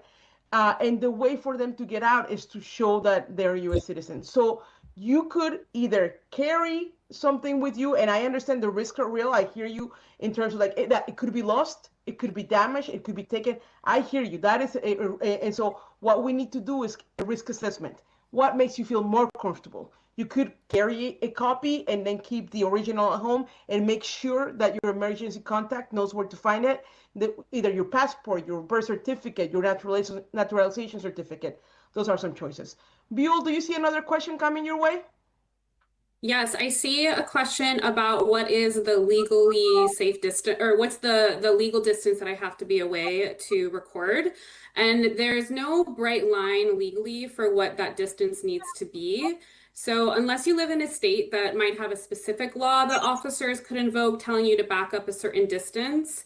But for those of you who live in states without those laws, you will just assess for yourself what is reasonable. And also you might want to take cues from the officer. And remember that a good rule of thumb would be that you want to be enough steps away from the officer that they would have to affirmatively walk towards you to be in physical contact with you. So you want the officer to have to actually come towards you in order to contact you. And that's going to reduce the chance that they claim that you are interfering. And you also want to make sure that you're not blocking anyone from entering or exiting the area. So these are some good guidelines, and overall, something you also want to check out with your local experts as well. Master Liberty, that last point of yours is really, really powerful and scary. Speakers who are in the front lines doing the work of protecting our communities. Specifically because those people, those closest to the problem are probably, I always say closest to the solution. I'm not the one who said, someone else came up with that. But there are naturalized citizens particularly close to people who are being disappeared. Thank you. Hello, everyone, and thank you to Indivisible for convening this urgent call. And thank you all for showing up tonight with your minds and hearts open My name is Pablo Alvarado, and I serve as co-director of Endelon, the National Day Labor Network. And like all of you, I come here with a broken heart. I am Salvadoran, I'm a Salvadoran American, an immigrant, and I'm here with deep pain and outrage. Across this country, migrant communities are not only living in fear of assault and imprisonment, they're also enduring and witnessing deadly violence. In Minneapolis this month, as we all know, Renee Nicole Good and Alex Preddy were shot dead in encounters with ICE and Border Patrol. The deaths of these witnesses, who are our allies, our friends, our compañeros, as well as the many hidden deaths of migrants in detention, shock the conscience of our country. And these are not isolated events. They are part of an escalating campaign of authoritarian brutality. As I said, I'm Salvadoran, and I've seen what authoritarianism looks like. I lived it and I experienced it as a child and as a young man. And what is happening in Minneapolis now is similar to what I live in my own homeland, but also to what we experienced in Los Angeles last summer. Immigrant neighbors terrorized, families traumatized, and fear spreading everywhere where people gather to work, to live, and build community. The victims of this violence are not abstract numbers. They are our relatives, our neighbors, our colleagues, our friends. With each life lost, the anguish hits family homes, places of worship, workplaces, school playgrounds, and we cannot look away. This moment demands that we move from indignation to action. It demands that we show up for one another. Okay. Federal, what do you think? Naturalized citizens, I think that was really powerful. Okay, what do you think about the argument in Minnesota accusing DHS of violating the 10th Amendment? Federal officials cannot use state law. Agents cannot enforce state law, but states can enforce federal law. It is a weird rule. It is similar to how the federal government currently surrendered powers back to the states by statute. I actually think that makes sense, though, right? That like the state can hold the federal government accountable.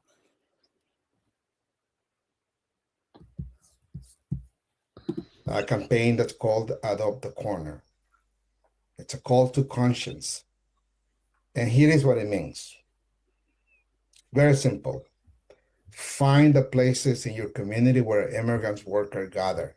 It could be Home Depot, car washes, delis, day labor centers, street corners, construction sites.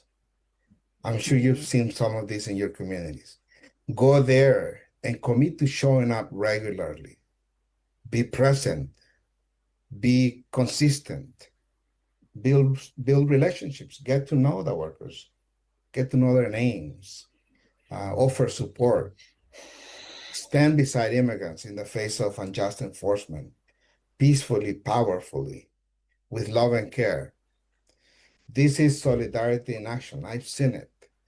A daily commitment to accompany our neighbors that are in harm's way.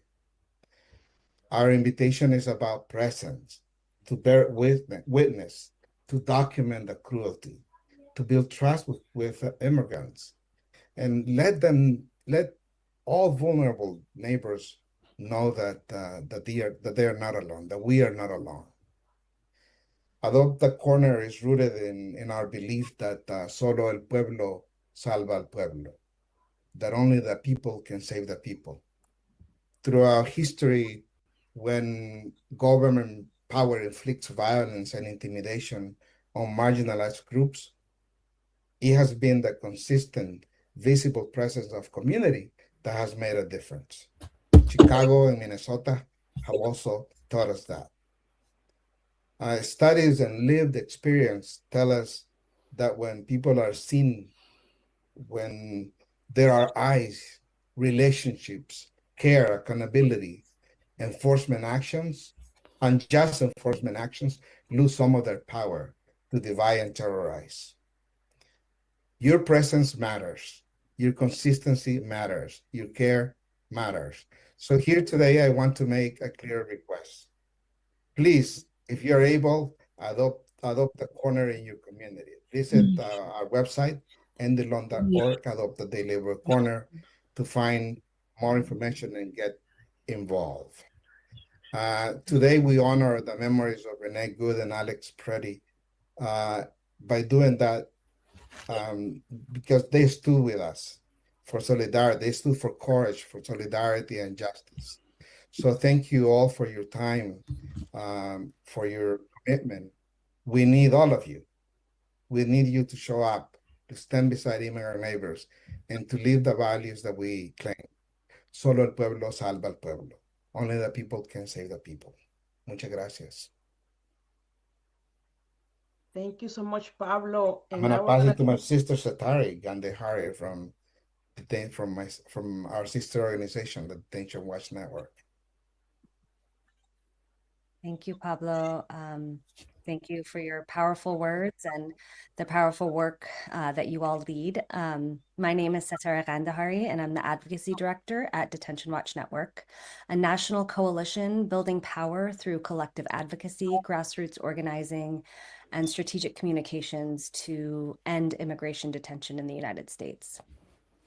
For nearly 30 years, we have been dedicated to exposing the horrors of immigration detention in the US, a system that is fundamentally inhumane, unnecessary, and deadly.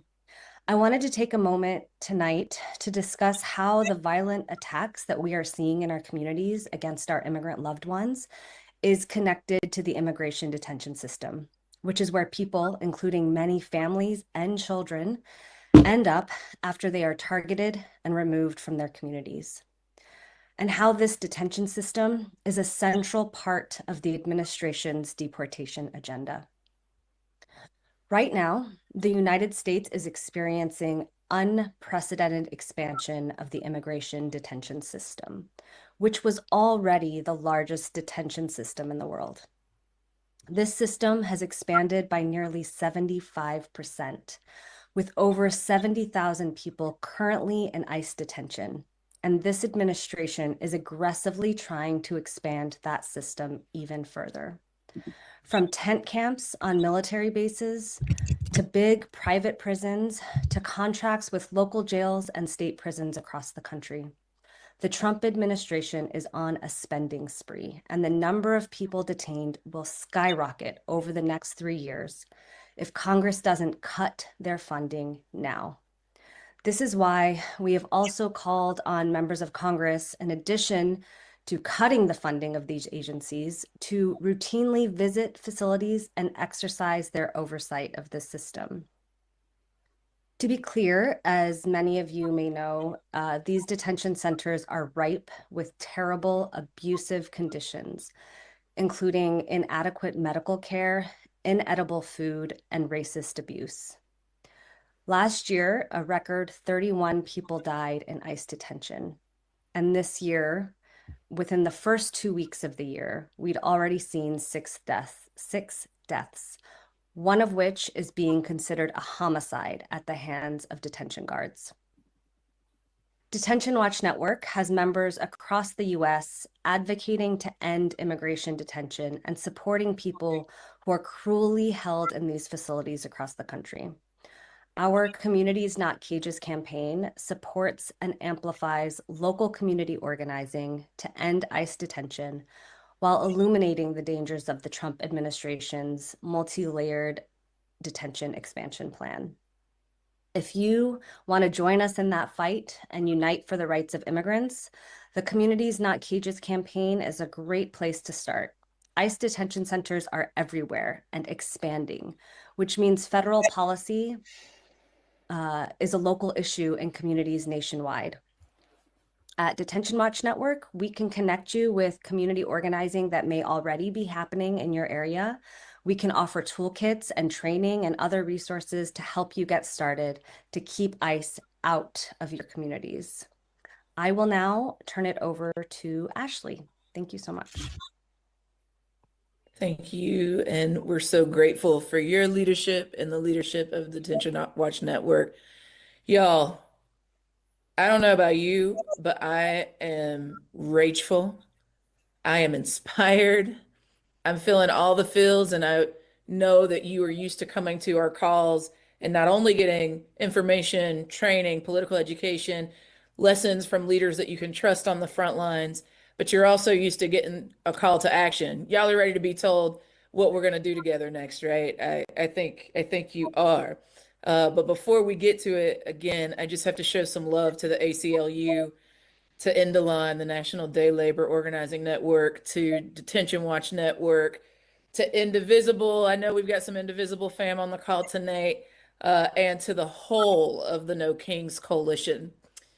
Also want to shout out Act TV for making tonight's call possible. Y'all, this country and all of our neighbors in it and all of our neighbors around the world are absolutely disgusted and horrified by abuses committed using hundreds of millions of our taxpayer dollars. According to a recent survey from Data for Progress, 55% of voters think that any increased funding for immigration enforcement agencies is a bad use of taxpayer money. Again, 55% of voters. The New York Times polling released on Friday, meanwhile, found that 61% of people believe ICE's tactics have gone too far. Voters who watched yet another one of our neighbors be shot down in the middle of a Minneapolis street in broad daylight are looking to Congress to rein in ICE and hold them accountable for their actions. And senators currently hold the fate of ICE and Border Patrol funding in their very hands. This week, the Senate is meeting to vote on 6 government funding bills ahead of a January 30th government shutdown deadline. If Congress now renews the ICE budget with no strings attached, it will become complicit in the violence, the violations of rights, and chaos ICE is fomenting every single minute of every single day. This is the moment, my friends, to call your senator and tell them to do the right thing. And you might be like, Ash, you always telling me to call my senator. But yeah, I'm telling you to call your senator. I want you to follow the link that we're posting. You can see it right below my face, I believe. And I want you to call. You'll get connected directly to your senator's office if you click that link. And when you're connected, this is what I want you to do. I want you to tell them your name, let them know that you are their constituent, give them your city or your zip code, and tell them that you want them to refuse to fund the Department of Homeland Security, DHS, without real limits and accountability for ICE and CBP, ICE and Customs and Border Patrol. If no one answers, it's okay. Still call, leave a voicemail. And I also want you to sign our petition calling on Congress to end these reckless immigration raids that are literally destroying families and communities, and oppose any bill that would further expand ICE's already massive budget. Y'all, I see you in the chat dropping other calls to action. I see you. There's so much that can be done. These are 2 concrete things that you can do tonight. And if you've already done it, you can do it again. And if you've already done it twice, then you can ask a few of your friends to come and do it with you. Right? If you are focused on other actions, you can keep sharing them. I see the ICE Out for Good and other things in the chat. I see you.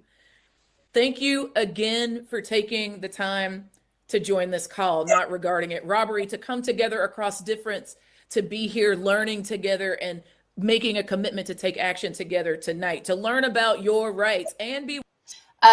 Master Liberty, why don't you like Ossoff and Warnock? Have you? Yeah, I'm curious. When we turn intimidation into momentum, y'all, we change what is possible. We make the impossible possible. While it can feel daunting, scary, overwhelming to speak out in the face of threats, other nonviolent movements have shown us that when we show up and we come together across our differences and we're bigger than the sum of our parts, we can keep each other safe and we can protect each other while we exercise our rights. We hope the information we provided on documenting and recording law enforcement encounters is helpful as you continue to support your communities. I personally, and I think every single speaker on this call, share your outrage in this moment, share your grief, share your concern. And I want to commend you for your bravery and continuing to take action despite all the odds. As was just shared, Congress must also do their part to stop ICE from harming our communities and to keep us safe.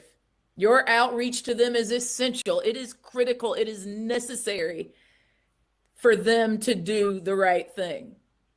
So please take a moment to call your senators, call your members, and tell them not one single penny more for ICE brutality. We also hold another one of these calls. We're going to do it. And I ask that you don't just be the only one of your peeps that show up to the call. I'm asking that you recruit 2 neighbors to join the next Eyes on ICE training. Again, I want you to call your senator. I want you to get folks to do it with you. I want you to sign the petition. And I want you to get 2 of your neighbors to join the next Eyes on ICE training. Y'all, we're going to continue to stay in touch. We're going to continue to stay connected, and we're going to continue to share information on what is happening across the country to our people in ways that you can take meaningful action to make a change and build the kind of world that we've always deserved, where we have healthy, sustainable, and equitable communities for all of our people. Again, I want to thank you one more time and all the organizations that made this call tonight possible, and for you for not regarding it robbery to once again show up and show out with us. To the thousands, tens of thousands of you that are on the call, we are grateful. Thank you, and we'll see you next time.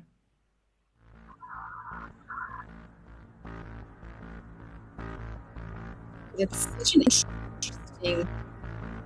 Oh my God, that's such an interesting sound choice. Oh my God, it's like full blown wild lie. You probably didn't need it, is all I'm trying to say. Like, it just feels like it's like charging.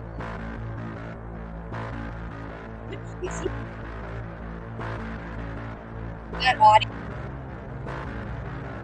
I don't need the soundtrack in a different fact, folks. Got it. Stop.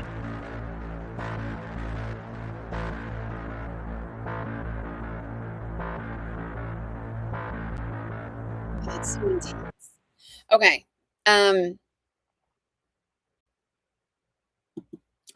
Hold on, I just want to respond to this real quick. Senate only House can create bill. Yeah. Yeah, but the Senate can get in the way of funding ICE right now. That's my understanding. Oh, I do love a little almond pour, but we're not doing you today. Okay. Senate can create funding. Senators in Georgia are bad. Gosh, I can't stand them. I like them a lot better than the other options that were on the ballot. I don't like their policies, and Warnock's personality turns me off on top of his bad policies. I can't speak to the personality thing. He's not my senator, so I don't actually track it deeply, and I don't really remember it during his run, like his personality. I'm pretty sure I probably side with a lot of his policies, but I'm curious to hear more. They focus more on national policy that benefits distant states rather than Georgia, like they're supposed to. Okay, I would love more examples of that, because as senators, they should certainly represent the state. I also think state politics, even local politics, is national now. And there's like this performative element to politics in general that, and particularly for Dems, there's always like, who's on our bench? Who's on the bench? That's the question I get asked constantly when I'm on air. Who's on your bench? Who's on your bench? And my hunch is that there's a part of each of them too that are like, we want to be considered for national positions. So anyway, I can appreciate that. I'm interpreting that moment, that behavior as such, but I don't actually know what you're talking about, but I want to hear more. The previous senators before them were also bad. That's their liberty. Tell me, is there anyone whose name I might know? And don't list like a local mayoral candidate in like a rural county that you have liked. And I'm going to pose the same question to myself. Because what I hate is that I hate that politics has become so, it's given us permission to be so judgy of them. Of course, that's our right. We elect them, we pay for their salaries, and they are committing to representing us. But in the same way that I feel about doctors and public school teachers, like, they don't know you shit. They're like showing up to teach your kid how to read, but if your kid comes in and he's kind of rude, and the teacher has to deal with 19 other students and not discipline your child in the way that they probably should have arrived to school in the first day disciplined or sort of prepared for first grade or fifth grade, it's not their job to do all your raising of your kid. It's not your doctor's job to like put the apple in your mouth instead of the Krispy Kreme. I'm speaking only on behalf of myself. Like, so much of it is still like how you handle your own business, how you raise your own kids, how you handle your own healthcare, and then how communities at the state and the community level take care of themselves. That, like, I don't actually look to any of our electeds to be the ones to solve our problems. I look at them to create air cover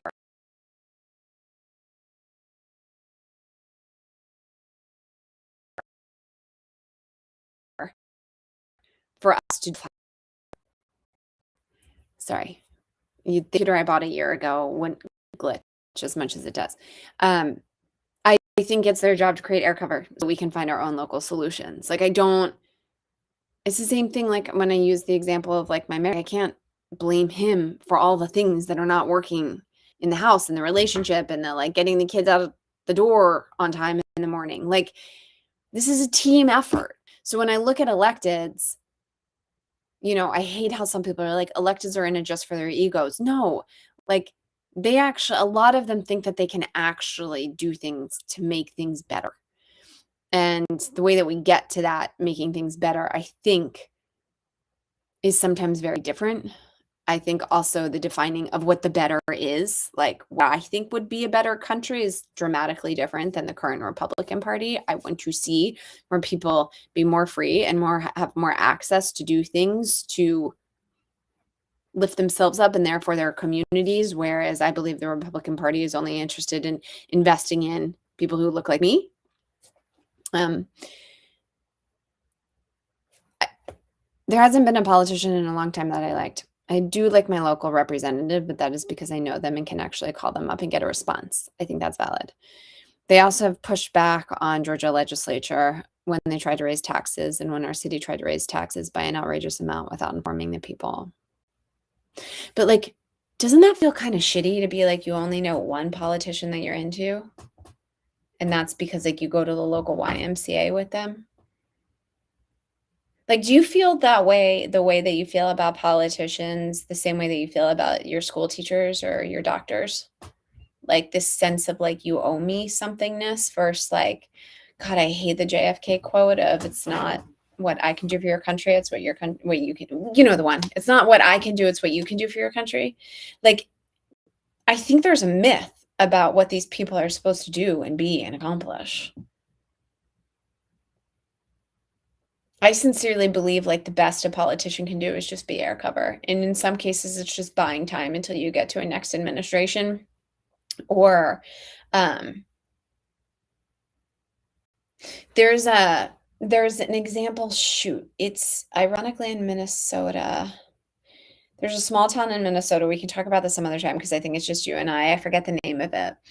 And it was a local elected who came in. I want to say mayor, but like I don't actually think it was. I think it was like a council member. And she was really concerned about the end of life costs of this one small town in Minnesota, because a lot of the people who live there were of an older generation, and a lot of their children have since left this town. And so one of the things she did, which I think is brilliant, is she went on a end of life planning kick with the community. So she sent out this like blast thing of like, okay, everyone, we're going to make decisions about our end of life wishes, because most folks didn't have any decisions or anything written down about whether or not they wanted to be resuscitated, whether or not they wanted to donate organs, whether or not how long they wanted to be on a ventilator for, what they wanted their celebration of life to actually look like, where resource end of life costs dropped by like 89% over the next 3 to 4 years because next of kin knew what their loved ones' wishes were. And just by enacting this, it wasn't policy. It was like a suggested behavior change. And then here are all the resources to make that behavior change. I think she worked with a website that True Life or something like that has all the documents that you need for like your trust and will and who gets your car and who has access to your social media feeds. And she just gave it. She like somehow gave it to all of her constituents. She was like, do this. And it decreased medical costs for 94-year-old people in her town by like 89%. And what it also did was decrease the angst and stress that came to the family members who don't know what their loved ones' end of life wishes were. Like it was just this like snowball effect of like saving money, making that end of life transition more comfortable for the person and then for their loved ones. Like it was like this beautiful, but that wasn't policy. That was like behavior change of like a really great idea. If she put that in policy and was like, you have to make a decision about whether or not you want to be resuscitated, forget it. No one would do it. And so like, I love ideas where it's just like, guys, like I sometimes daydream about being in charge of a zip code. And I would start hosting like first Friday night dinners. And it can like include challah or it can include pizza, it can include like whatever it might be. But like, this is where we're going to be and we're going to play cards. We're going to hang out. And if you want to be in community or if like you're kind of lonely, because who kind of isn't, come. Then this is what I think about when I like driving down the road, dropping my kids off at school. Then I would be like, there would be listservs of like things the community needs. Okay, we need a team of people to come up with creative ideas around water runoff at this intersection. We need a team of people to come up with ways that we can relay out the soccer field so it can also include a flag football field. Are there any architects or designers out there? Okay, we need more bus drivers. Is there anyone who can take like Tuesday morning shifts or like Friday afternoon shifts? Okay. And just like listing out, because I live in an area and I'm like, I wish I knew what was needed so that I could like potentially contribute to it. And then I would also wish that I'd be able to post things that I needed, like this needs once board. Anyway, I just think it has to be so much more at the base level. Okay, let me see what you're saying and then I'm leaving. Okay, long time. Okay, we don't have okay, no, there's a difference. I dislike them, but that is based on their actions and whatnot. I do not think they owe me anything. I don't make enough to pay taxes. And so I do not believe I have a say on our governance as I don't pay for any of it. That's not Master Liberty. You live here. You breathe this air. You follow the speed limit. You follow the speed limit. You obey as many laws as you potentially can. Like, you absolutely have a say just because you don't pay taxes. You are on our team. You have a say. Money or not. Money or not.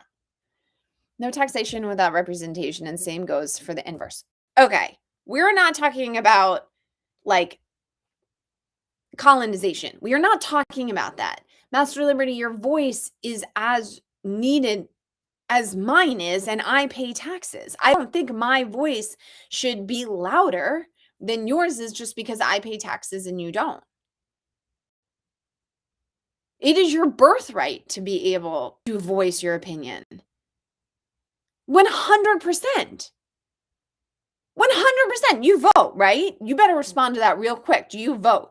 Okay, people like being convinced to do something, not being told to do something. Or just not even being convinced, but being offered. Like, hey guys, I have an idea to make the transition from your dying mother's. Do you know what music she wants to have played at her funeral? Like, the list was like, does she like sunflowers or carnations? Like, it was like, Oh my God, no one ever asked those questions. And yet it saved the town 89% on end of life medical bills, something like that. Master Liberty, I am waiting for you to tell me whether or not you voted before I hang up. We're reading Harry Potter with the kids, and I gotta get back. Master Liberty. Master Liberty. All right. To all of you who hung around, we have a lot of work to do. We have a lot of work to do. And it falls more on us than I think it should, our elected officials. I think it falls more on Master Liberty and I than, I guess, Asaf, but that's also, I don't know if I totally agree with that either. Okay, I'm signing off for the evening. Goodbye, everybody. Be safe.